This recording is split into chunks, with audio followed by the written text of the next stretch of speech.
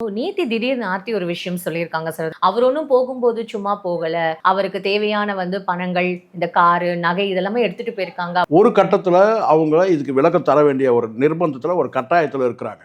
ஏன்னா, இவர் சொல்லக்கூடிய குற்றச்சாட்டு கேட்டா, என்ன நடு ரோட்ல விட்டாங்க, என்ன துரத்தி விட்டாங்கன்ற மாதிரி தான் சொல்றாரு அவரு. அவங்க அதுக்கு பதில் என்ன சொல்றாங்கன்னா, நீங்க சும்மா ஒன்றும் போகல, கார்ல தான் போயிருக்கீங்க, அதுவும் 5 கோடி ரூபாய் கார், ரேஞ்ச் ரோவர் கார்ல போயிருக்கீங்க.